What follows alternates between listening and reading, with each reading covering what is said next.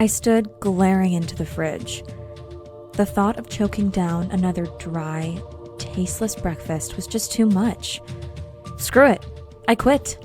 I stifled a sob, surrendered to my craving, reached for the milk, and grabbed my daughter's box of Lucky Charms.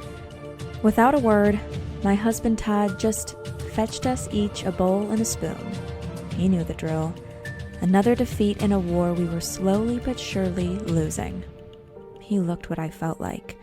Guilty, tired, frustrated, depressed, and so darn hungry. Both of us were sick to death of the diets, the workouts, the calorie counting, tired of the cravings and hunger, and with nothing to show for it. I reached down, grabbed the roll around my belly, and looked back at my cereal bowl. It was all I could do not to scream or sob. Todd and I had been locked in a hopeless battle with our creeping belly fat for years. The thing is, for the most part, we eat healthy. We exercise together, and we've tried all the diets. Low carb, low fat, paleo, calorie counting, not to mention all the fancy diets like Dr. Bernstein, Atkins, Weight Watchers, Herbal Magic, Jenny Craig. We spent thousands of dollars we couldn't afford on the salary of 2 cups, and nothing worked. No matter how hard we tried, no matter how much money we wasted, no matter how many nutritionists and specialists we saw, unexplainably, we just keep getting a tiny bit fatter every month, every year. Which is why I made this short video for you.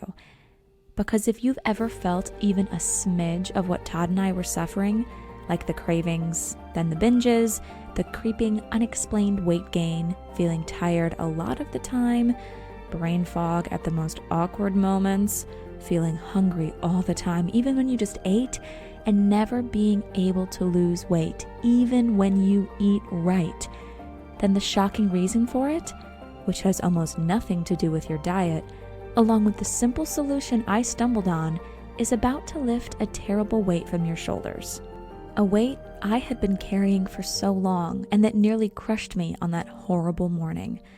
So, can you blame me if I felt like smashing something or just getting back in bed and sobbing myself back to sleep? Because it had been another rough night. I was exhausted, and I could tell that Todd was too. Plus, I could see shame in his eyes, because it had happened again last night. His monsters took over. The terrible and lingering scars of decades on the SWAT team. He was thrashing and sweating. I tried to wake him from his suffering, which is when he came within an inch of punching me in the face. He barely came to his senses before his fist connected, wrenching his arm back just in time, but I could see the shame eating at him. Not just because he almost hit me, but because it had been going on for so long and was taking a toll.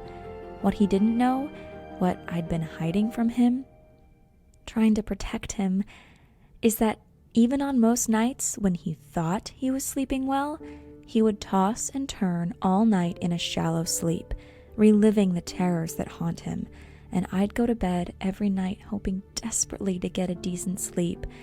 And as you're about to discover, I soon learned a shocking truth, that our poor sleep was devastating to our health, and even more shocking, it had everything. For more on this great offer, click the link in the description below this video now.